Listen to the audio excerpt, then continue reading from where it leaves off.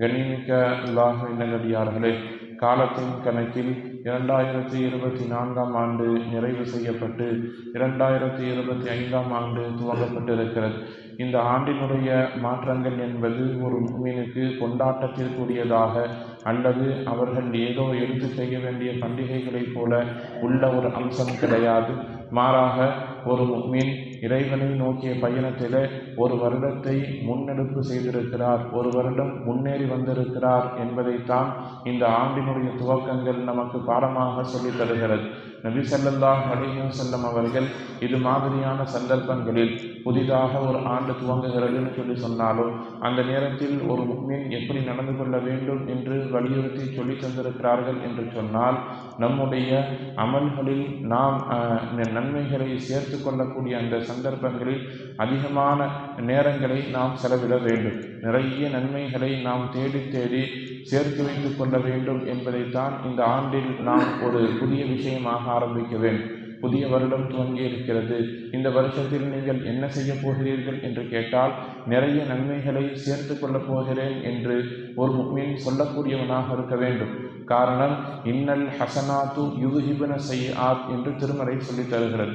நிச்சயமாக உங்களுடைய பாவங்கள் அழிக்கப்படுவதற்கு தௌபா செய்யுதல், பாவ மன்னிப்பு கோருதல் என்பது ஒரு புறம் வழியாக இருந்தாலும் கூட, நீங்கள் செய்யக்கூடிய நன்மை அது உங்களுக்கு நன்மையாகவும் இருக்கும். அதே நேரத்தில் உங்களுடைய பாவங்கள் மன்னிக்கப்படுவதற்கு அதுவும் ஒரு காரணமாக இருக்கும். நன்மை என்பது 2 வேலைகளை துனியாவில் செய்யுது. ஒன்று, உங்களுக்கு நன்மையாகவும் உங்களுடைய பட்டோலையில் எழுதப்படுகிறது. அதே நன்மை உங்களுடைய பாவங்களை குறைக்கக்கூடியதாக, அழிக்கக்கூடியதாகவும் இருக்கிறது. அதைத்தான் அல்லாஹ் இந்த குர்ஆனுடைய வசனத்தில் சொல்றான், இன்னல் ஹசனாத்து யுதுஹிபுன ஸய்யிஆத். நிச்சயமாக நன்மைகள் பாவங்களை போக்கிவிடும். எனவே எங்கெங்கெல்லாம் சின்ன சின்ன காரியங்கள் நன்மையாக மார்க்கத்தால் சொல்லித்தரப்பட்டிருக்கிறதோ அதை தேடி தேடி செய்து கொள்ளுங்கள். குறைந்தபட்சமாக, குறைந்தபட்சம் குர்ஆன் ஓதப்பட்டால் அமர்ந்து கேளுங்கள். வைதா குரி அல் குர்ஆனு ஃபஸ்தமிஉ லஹு வ அன்சிது. குர்ஆன் சொல்லுகிறது, உங்களுக்கு மத்தியில் குர்ஆன் ஓதப்பட்டால் நீங்கள் அதை செவிதாழ்த்தி கேளுங்கள். கேட்பது உங்களுக்கு நன்மையை தரும். ஒரு சில விஷயங்கள் இருக்கிறது மார்க்கத்திலே, பார்ப்பதால் உங்களுக்கு நன்மை கிடைக்கும். தாயை, தந்தையை, பெற்றோர்களை கருணையோடு பார்ப்பது உங்களுக்கு நன்மை தரும். காபத்துல்லாஹ்வை பார்ப்பது உங்களுக்கு நன்மை தரும். குர்ஆனை பார்ப்பது உங்களுக்கு நன்மை தரும். இந்த நன்மை உங்களுடைய பாவங்களை குறைக்கக்கூடியதாகவும் இருக்கிறது என்பதை நாம் கவனத்தில் கொள். கடந்துவிட்ட ஆண்டுகளில் நாம் நம்முடைய அமல்களை எப்படி வேண்டுமானாலும் வைத்திருக்கலாம். ஆனால் இனி வரக்கூடிய காலங்களில் நாம் நன்மைகளை தேடி தேடி செய்யக்கூடியவர்களாக இருக்க வேண்டும். காரணம், நம்முடைய ஆயுட்காலத்தில் ஒரு ஆண்டை நாம் இழந்திருக்கிறோம். மரணத்தை நோக்கிய படியில் ஒரு படி முன்னேறி இருக்கிறோம் என்பதை இந்த ஆண்டினுடைய மாற்றங்கள் நமக்கு செய்தியாக சொல்லித் தருகிறது. அல்லாஹும் கூட நாம் நினைத்து கொண்டிருக்கக்கூடிய பெரிய பெரிய அமல்களை அவ்வளவு எளிதில் அங்கீகரித்து விடவில்லை. நாம் ஒரு சில விஷயங்களை நன்மை என்று தெரியாமலேயே செய்வோம். அல்லாஹ் அதற்கு பெரும் கூலியை தருவான். உதாரணத்திற்கு இமாம் கஸ்ஸாலி ரஹ்மத்துல்லாஹி அலைஹி அவர்களை பலரும் கேள்விப்பட்டிருக்கிறார்கள். இஹ்யா உலூமுத்தீன் என்கிற பெயரில் ஒரு பெரும் கிதாபை எழுதியிருக்கிறார்கள்.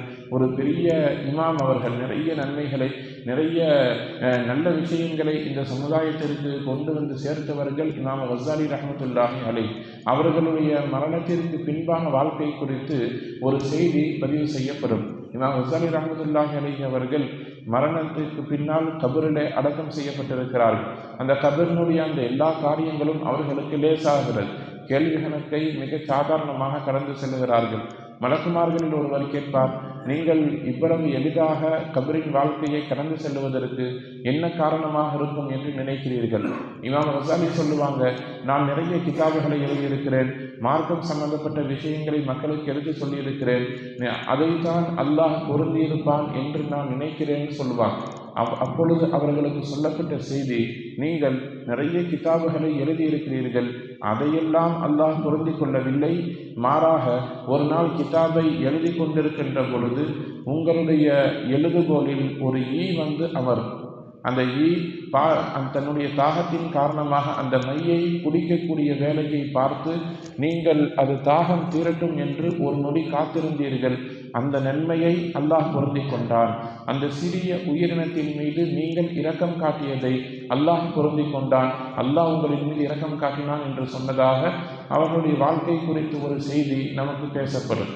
யார் ஒரு சின்ன உயிரினங்களின் மீது இரக்கம் காட்டுகிறார்களோ அந்த செய்தி, அந்த விஷயத்தை அல்லாஹ் பொருந்தி கொண்டால் நமக்கும் இரக்கம் கிடைக்கும். ஒரு யூத பெண்மணியினுடைய வரலாறு நாம் அதிகமாக கேள்விப்பட்டிருப்போம். நபி ஸல்லல்லாஹு அலைஹி வஸல்லம் சொல்லுவாங்க, விபச்சாரம் செய்வதை தன்னுடைய வாழ்நாளின் அம்சமாக கொண்டிருந்த ஒரு பெண் ஒரு நாயினுடைய தாகத்தை தணித்ததற்காக வேண்டி அல்லாஹுடைய மன்னிப்பை பெற்று சொர்க்கத்திற்குள்ளால் நுழைந்தாள் என்கிற செய்தி நபி ஸல்லல்லாஹு அலைஹி வஸல்லம் அவர்களை தொட்டும் ஹதீஸுகளில் அறிவிக்கப்பட்டிருக்கிறது. எனவே நம்முடைய வாழ்க்கையில் நாம் செய்யக்கூடிய எந்த நன்மைகள் இறைவனால் பொருந்திக் கொள்ளப்படும் என்பது நமக்கு தெரியாது. நம்மை சுற்றி சின்ன சின்ன நிறைய அமல்கள் இருக்கிறது.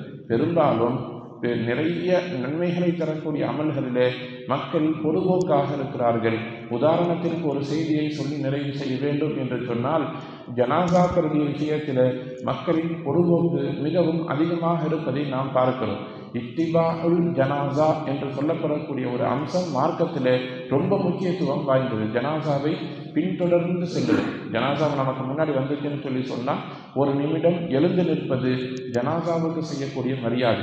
ஜனாசா நம்மை கடந்து செல்லுகிறது என்றால் துன்யா சார்ந்த எந்த வேலைகள் இருந்தாலும் சரி, நேரத்தை ஒதுக்கி அந்த ஜனாசாவை பின்துயர்ந்து நாம் சென்றால்தான் நம்முடைய ஜனாசாவிற்கு இன்னும் 4 பேர் வந்து நமக்கு துவாவை பெற்றுத் தருவார்கள் என்பதை சிந்தனையில் கொள்ளும்.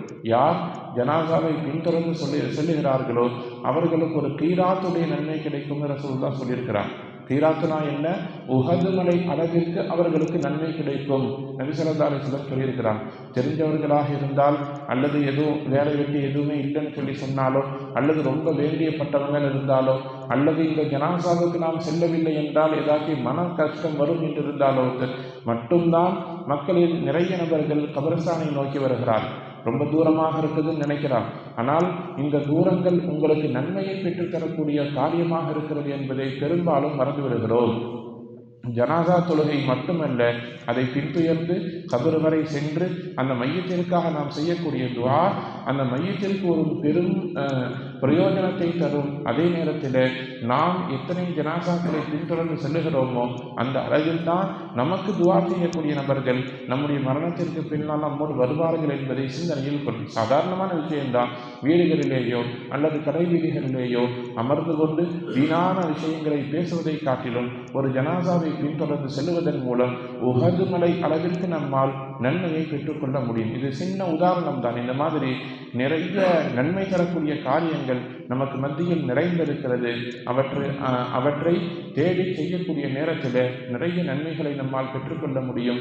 எல்லாம் வல்ல ரப்புல் ஆலமீன் அல்லாஹ் ஜல்ல ஷானஹு தஆலா நம்முடைய ஆயுள் காலங்களில் எஞ்சி இருக்கக்கூடிய காலங்களை நன்மை செய்யக்கூடிய விஷயத்தில் கழிக்கக்கூடிய நசீபை நம் அனைவருக்கும் தந்த நல்லவர்கள் புரிவானாக. வாஹர் தாவானா அல்ஹம்துலில்லாஹி ரப்பில் ஆலமீன்.